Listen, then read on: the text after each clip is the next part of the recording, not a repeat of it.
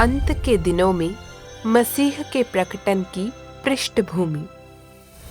1991 में इस असाधारण साल में दुनिया के पूरब में, चीन में, जहां शैतान की बुरी शक्तियां सबसे उग्र और क्रूर रूप से परमेश्वर का प्रतिरोध करती है, भोर की किरण दिखाई दी। एक मनुष्य के पुत्र ने घरेलू कलीसियाओं में बोलना शुरू किया।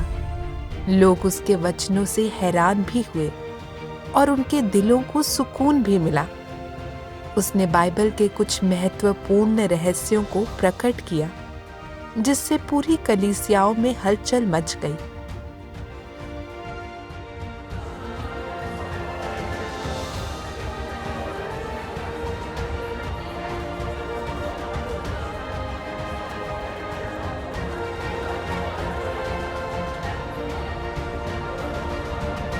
फरवरी 1991 तक सर्वशक्तिमान परमेश्वर द्वारा व्यक्त वचन पूरे हेनान की कलीसियाओं में फैल गए थे। जब मैंने पहली बार सर्वशक्तिमान परमेश्वर द्वारा व्यक्त वचनों को पढ़ा तो मुझे वे बिल्कुल नए लगे, जिन्हें मैंने पहले कभी नहीं सुना था। मैंने ये सर्वशक्तिमान परमेश्वर के वचनों में पढ़ा था, स्तुति सिय्योन तक आ गई है और परमेश्वर का निवास स्थान प्रकट हो गया है। महिमाशाली पवित्र नाम का असंख्य लोग गुणगान कर रहे हैं और यह फैलता जा रहा है। आह, सर्वशक्तिमान परमेश्वर, ब्रह्मांड का मुखिया, अंत के दिनों का मसीह, वह जगमगाता सूर्य है जो पूरे ब्रह्मांड में उदित हुआ है, प्रतापी और भव्य पर्वत सिय्योन के ऊपर। जब मैंने ये वचन पढ़े तो मुझे महसूस हुआ कि ये परमेश्वर के प्रकटन की गवाही है। इन्होंने परमेश्वर की वापसी की गवाही दी है। मैंने उस समय बहुत जोश महसूस किया। परमेश्वर लौट आया है। वो कहाँ है? परमेश्वर किस कलीसिया में ये वचन बोल रहा है? महिमाशाली पवित्र नाम, सर्वशक्तिमान परमेश्वर। क्या यह परमेश्वर का नया नाम था? क्या इसका अर्थ यह है कि परमेश्वर ने पहले ही प्रकट होकर कार्य करना शुरू कर दिया? सर्वशक्तिमान परमेश्वर ब्रह्मांड का मुखिया है, अंत के दिनों का मसीह है। वह जगमगाता सूर्य है जो सब कुछ प्रकाशित कर देता है, जैसे एक महान रोशनी इस अंधेरी दुनिया को रोशन करती है। मुझे उसी वक्त पता चल गया था कि सर्वशक्तिमान परमेश्वर परमेश्वर का ही प्रकटन है। क्या यह प्रभु यीशु का वापस आना नहीं है? प्रभु लौट आया है। क्या यह बड़ी और ज़बरदस्त खबर नहीं है? हम सब ने काफ़ी जोश महसूस किया। बाद में सब लोग इकट्ठे हुए और जो कुछ हमने पढ़ा था उस पर उत्सुकता से सहभागिता और चर्चा की। हमने जितनी ज़्यादा सहभागिता की, हमें उतना ही लगा कि ये वचन परमेश्वर के कथन हैं।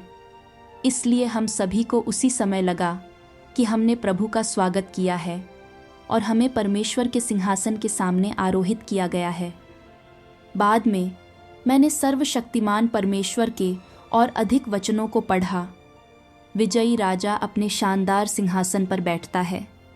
वह छुटकारे का कार्य पूरा कर चुका है और अपने सभी लोगों को महिमा में प्रकट होने के लिए ले गया है। वह सभी चीज़ों को अपने हाथों में धारण करता है और उसने अपने दिव्य ज्ञान और पराक्रम से अटल सिय्योन का निर्माण किया है। अपने प्रताप से वह पापी दुनिया का न्याय करता है। उसने असंख्य देशों और लोगों, पृथ्वी और समुद्रों और उनमें रहने वाले सभी जीवों पर और साथ ही स्वच्छंद भोग की मदिरा के नशे में डूबे लोगों पर फैसला सुनाया है। परमेश्वर उनका न्याय अवश्य करेगा। जब मैंने इन वचनों को पढ़ा तो ये मुझे बहुत गहरे लगे। उसके बाद सर्वशक्तिमान परमेश्वर ज़्यादा से ज़्यादा वचनों को व्यक्त करने लगे, लगभग 1 अंश प्रतिदिन। इस निरंतर प्रवाह को कलीसियाओं में भेज दिया जाता था। हम लोग सर्वशक्तिमान परमेश्वर के वचनों को जितना ज़्यादा पढ़ते थे, हम अपने दिलों में उतनी ही ज़्यादा रोशनी महसूस करते थे। सर्वशक्तिमान परमेश्वर के वचनों ने न सिर्फ हमें सत्य के अभ्यास का मार्ग दिखाया, बल्कि बाइबल के अनेक रहस्यों को भी उजागर किया, जैसे कि स्वर्गारोहित होने का क्या अर्थ है, सिय्योन पर्वत का क्या अर्थ है, पहले पके हुए फल क्या हैं? 1,44,000 विजयी पुरुष बच्चे कौन हैं? बुद्धिमान कुंवारियाँ, मूर्ख कुंवारियाँ कौन हैं? साथ ही सूची पत्र खोलना, 7 मोहरें खोलना, 7 कटोरियाँ, 7 महामारियाँ, तुरही की 7 ध्वनियाँ और 7 गर्जनाएँ क्या हैं? बाइबल के इन रहस्यों को कोई नहीं समझा पाया था, लेकिन सर्वशक्तिमान परमेश्वर के कथनों ने उन सारी बातों को उजागर कर दिया। और तो और, सर्वशक्तिमान परमेश्वर के वचनों ने हमें जीवन में प्रवेश करने के बारे में कई बातें बताईं। मिसाल के तौर पर, परमेश्वर को अपना दिल देने और उनसे संवाद करने का क्या अर्थ है? परमेश्वर के वचनों पर चिंतन कैसे करें? परमेश्वर की इच्छा को कैसे समझें? सत्य पर अमल करके ईमानदार कैसे बनें? परमेश्वर की सेवा करने में सहयोग कैसे दें? शैतान की कपटपूर्ण साजिशों में भेद कैसे करें? और भी बहुत कुछ। सर्वशक्तिमान परमेश्वर के वचनों ने हमें जीवन में प्रवेश करने के लिए अभ्यास का मार्ग दिया। वचनों के अनुसार अभ्यास करके हमें महसूस हुआ कि हम परमेश्वर के और निकट आ गए हैं। उस समय हमने देखा कि सर्वशक्तिमान परमेश्वर के वचन पवित्र आत्मा से प्राप्त होने वाली प्रबुद्धता से एकदम अलग हैं। पवित्र आत्मा की प्रबुद्धता से मिलने वाले वचन मात्र एक छोटा सा हिस्सा है, बहुत ही सीमित है। लेकिन सर्वशक्तिमान परमेश्वर द्वारा व्यक्त वचन सजीव जल के झरने की तरह है, जो अबाध रूप से प्रवाहित होते हैं। सर्वशक्तिमान परमेश्वर के वचनों को पढ़कर हमें महसूस हुआ कि वे पवित्र आत्मा के कथन हैं, वे इंसान के लिए परमेश्वर के वचन हैं। उस समय हमें महसूस हुआ कि हमें परमेश्वर के सिंहासन के सामने पहले ही आरोहित किया जा चुका है। हमने हर दिन सिंहासन से प्रवाहित होने वाले जीवन के सजीव जल के पोषण का आनंद लिया। यह इस एहसास में कोई संदेह नहीं था। हालांकि हमने अंत के दिनों के मसीह का चेहरा नहीं देखा था, लेकिन हमें महसूस हो गया था कि हमने बरसों से जिस प्रभु यीशु की लालसा की थी, वह लौट आया है। सर्वशक्तिमान परमेश्वर के वचनों को पढ़कर और परमेश्वर की वाणी को सुनकर हमें ऐसा महसूस हुआ जैसे हम प्रभु से रूबरू हैं। उस समय हम में से हर कोई बेहद जोश में था, बहुत खुश था। उस वक्त हम लोग लगभग हर रोज़ इकट्ठे हुआ करते थे। हर सभा में हम लोग सर्वशक्तिमान परमेश्वर के वचनों को पढ़ा करते थे। बाद में हमें बहुत आनंद, बहुत पोषण महसूस होता था। हमने सर्वशक्तिमान परमेश्वर के बहुत से वचनों को गीतों में भी ढाला था। हम लोग परमेश्वर की स्तुति में नाचते गाते थे। हर एक को बड़ा आनंद आता था। जब हम लोग इकट्ठे होते थे तो हमें हर दिन एक चंद्र नव वर्ष मनाने जैसा लगता था। उस समय कलीसिया का जीवन बहुत ही जीवंत था। पवित्र आत्मा बहुत बढ़िया काम करता था। भाई बहनों में पूरी आस्था होती थी। हालांकि हमने बरसों प्रभु में आस्था रखी थी, बाइबल को, भाई नी और भाई ली के संदेशों को पढ़ा था, अक्सर इकट्ठे होकर सहभागिता की थी, फिर भी हम लोग देह धारण के सत्य को नहीं समझ पाए। वैसे जब हमने सर्वशक्तिमान परमेश्वर के वचनों और कथनों को सुना तो हमने सोचा कि उनके द्वारा व्यक्त वचन पवित्र आत्मा के वचन हैं। हमें पता ही नहीं था कि वे देहधारी परमेश्वर हैं। हमें लगा कि वह सिर्फ पवित्र आत्मा के वचनों को पहुंचाने वाला कोई इंसान है, किसी विशेष कार्य को करने वाला कोई इंसान है। दरअसल हम अंधे थे। हमने पवित्र आत्मा के कथन नामक पुस्तिका में उनके वचनों को संकलित किया। हम लोग हर दिन जब इकट्ठा होते थे तो पवित्र आत्मा के कथन पढ़ा करते थे और बाइबल को पढ़ने में कम से कम समय लगाते थे। उस समय सर्वशक्तिमान परमेश्वर भी हमारे साथ ही रहता था। समय और स्थान से बेपरवाह हमें पोषण देने के लिए वह सत्य व्यक्त करता था। उसने हमारे लिए अहंकार, आत्माभिमान, दंभ, कपट, स्वार्थ, नीचता और अन्य शैतानी स्वभावों के साथ साथ हमारी प्रकृति में व्याप्त भ्रष्टता के अनेक रूपों को भी उजागर किया और उनका विश्लेषण किया जो हम अपनी रोज़मर्रा की जिंदगी में दिखाते हैं। उसने उन विचारों, भावनाओं को भी उजागर किया और उनका विश्लेषण किया जो हमारे दिलों में दबे हुए हैं। उसका हर एक वचन हमारे दिल की गहराइयों में उतर गया। हालांकि उसके वचन कठोर और परेशान करने वाले थे, लेकिन वे सब सच थे, वास्तविकता थे। उन्होंने हमें पूरी तरह से आश्वस्त कर दिया। हमने सोचा, वह हमारे दिलों में व्याप्त भ्रष्टता को कैसे जान पाया, हमारे विचारों को कैसे जान पाया। परमेश्वर इंसान के अंतर्मन की जांच कर लेता है। परमेश्वर के सिवा इंसान को और कौन इतनी अच्छी तरह से जान सकता है, और कौन इंसान की भ्रष्टता के सत्य और सार को अंदर तक देख सकता है। इससे हम और भी आश्वस्त हो गए कि यह परमेश्वर की वाणी ही है। यह आत्मा कलीसियाओं से क्या कहता है, प्रकाशित वाक्य की पुस्तक में पहले से कहा गया है। बाद में जब सर्वशक्तिमान परमेश्वर ने देह धारण के रहस्य को प्रकट किया, तो मैंने उसके वचनों को पढ़ा। देह धारण परमेश्वर का देह में प्रकट होना है। परमेश्वर सृष्टि के मनुष्यों के मध्य देह की छवि में कार्य करता है। चूंकि वह परमेश्वर का देह धारण है, तो उसे सबसे पहले देह बनना होगा, सामान्य मानवता वाली देह। यह सबसे मौलिक पूर्वापेक्षा है। वास्तव में परमेश्वर के देह धारण का निहितार्थ यह है कि परमेश्वर देह में रहकर कार्य करता है। परमेश्वर अपने सार में देहधारी बन जाता है, वह मनुष्य बन जाता है। यद्यपि उन सभी में मानवता है, किंतु सृजित मानव में केवल मानवता ही है। जबकि देहधारी परमेश्वर भिन्न है। उसकी देह में न केवल मानवता है, बल्कि सबसे महत्वपूर्ण यह है कि उसमें दिव्यता भी है।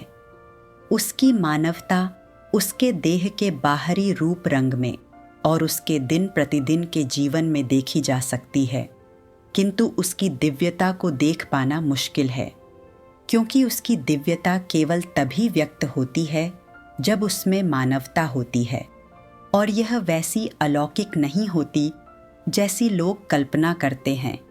इसलिए लोगों के लिए इसे देख पाना बहुत कठिन होता है। जब हमने इन वचनों पर विचार किया, तो हमें समझ में आया कि देहधारण क्या है।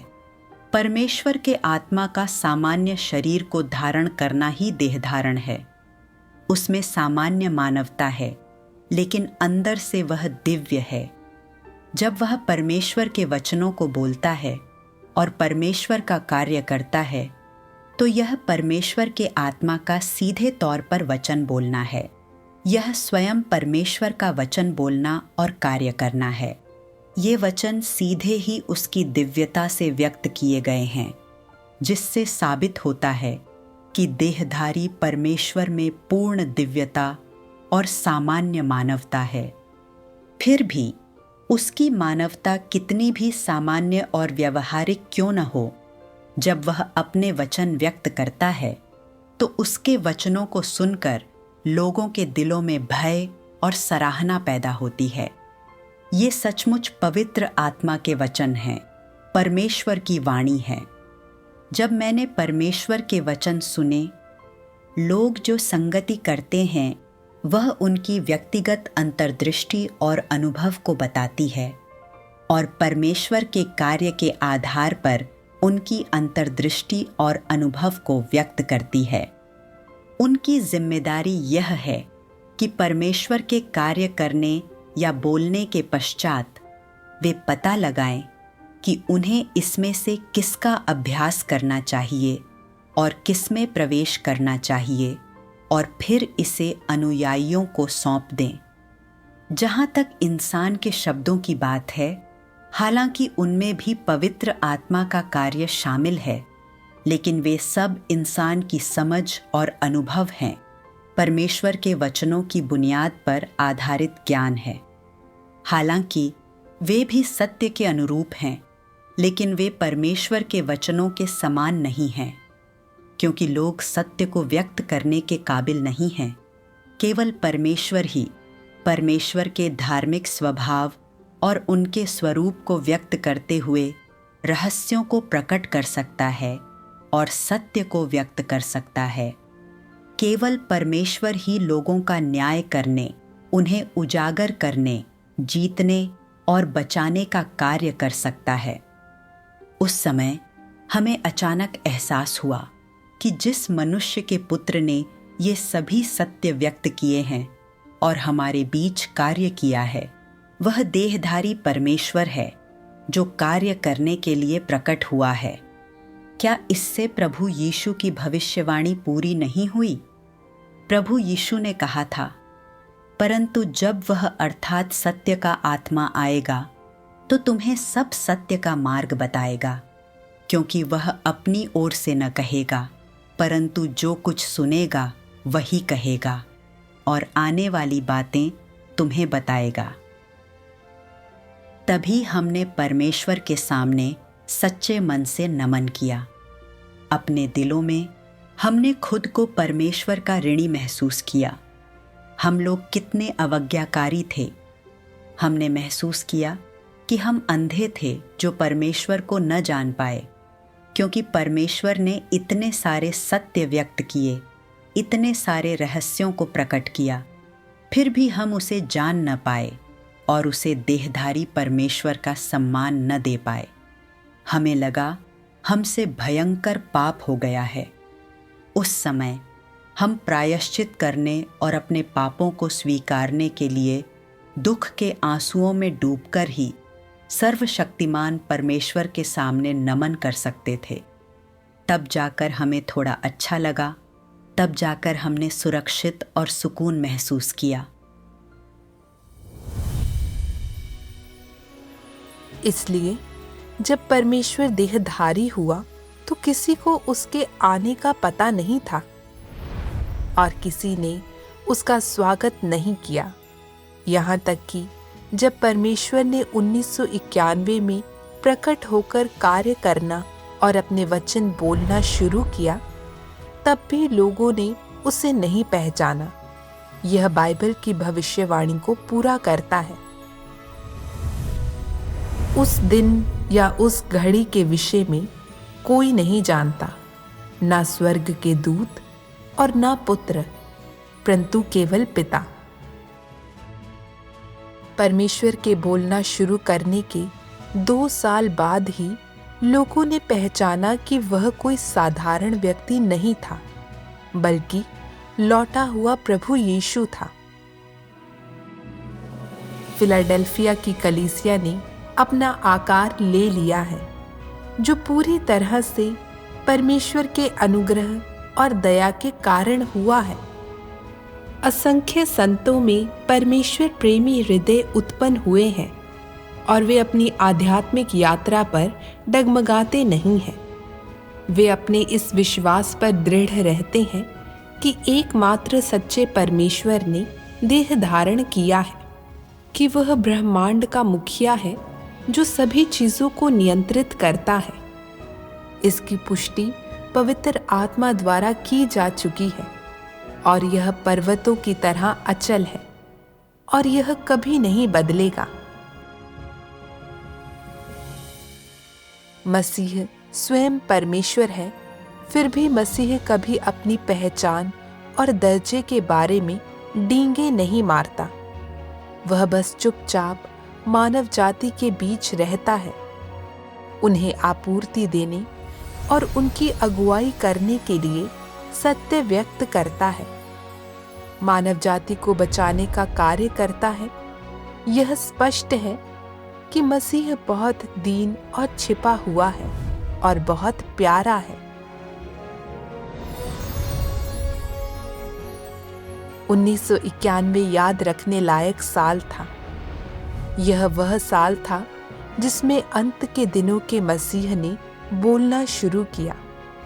यह वह साल था जिसने परमेश्वर के घर से शुरू होने वाले न्याय के कार्य के लिए मार्ग प्रशस्त किया और वह साल था जिसमें अनुग्रह का युग राज्य के युग में परिवर्तित हुआ।